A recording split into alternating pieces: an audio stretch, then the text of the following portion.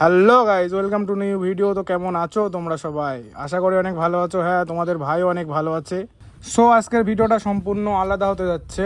So guys, আমাদের যে GT650টা, এটা আমি আর কি সেল করতে চলেছি। তো এটা আমার ড্রিম বাইক ছিল। 2024 সালে আর কি আমি গাড়িটা নিয়েছিলাম। তো এটা অনেক সেলেরই ড্রিম বাইক। সো গাড়িটার সাথে আমার অ্যাকচুয়ালি অনেক স্মৃতি জড়িয়ে আছে। তো এই গাড়িটার নিয়ে আমি অনেক জায়গায় ঘুরেছি।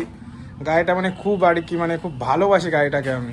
সো তোমরা যদি কেউ গাড়িটা নিতে চাও, তো আমার কন্ট্যাক্ট নাম্বার দেওয়া থাকবে ডিসক্রিপশানে। তো তোমরা আমার সাথে যোগাযোগ করতে পারো। ওটা আমার হোয়াটসঅ্যাপ নাম্বার আছে, কন্ট্যাক্ট নাম্বার সবই আছে।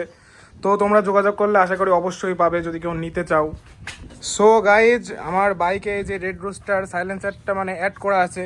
তো চলো তোমাদেরকে একটু গাড়িটার আওয়াজ শুনিয়ে দিই যে রেড রোস্টারে আসলে কেমন আওয়াজ আসে জিটিতে।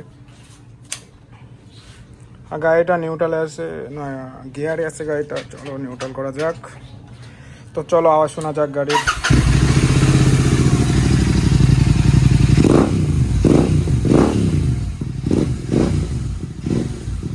তো গাইজ, তোমরা রেড রুস্টারের আওয়াজটা শুনতেই পেলে। গাড়িটা সেল করবো আমি, যেই নেবে গাড়িটা তাকে আমি রেড রুস্টার দিয়ে দেবো আর কি ফ্রিতে। স্টকও দেবো, রেড রুস্টার সাইলেন্সারটাও দিয়ে দেবো। তো গাইজ, বাইকটা সেল করতে আর কি আমার খুব খারাপ লাগছে, কিন্তু কিছু পেতে গেলে কিছু হারাতে হয়। তো গাইজ, বাইকটার সাথে আর কি অনেক স্মৃতি জড়িয়ে আছে আমার। আমি বাইকটা নিয়ে অ্যাকচুয়ালি অনেক ঘুরেছি, গাড়িটা নিয়ে ওর সাথে আমার অনেক স্মৃতি জড়িয়ে আছে। তো গাড়িটা সেল করতে ইচ্ছা করছে না, কিন্তু সেল করতে হবে, কিছু পেতে গেলে কিছু হারাতে হয়।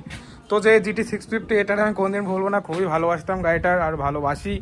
তো গাইজ, তো এই ছিল আজকের ভিডিওটা, যে আমার GT650 সেল নিয়ে ছিল বাইকটা। তো আশা করি আবার দেখা হবে তোমাদের মাঝে কোনো নতুন কিছু নিয়ে। তো ততক্ষণের জন্য সবাই ভালো থাকবেন, খুশি থাকবেন। আবার দেখা হবে পরের ভিডিওতে। তো ততক্ষণের জন্য বাই।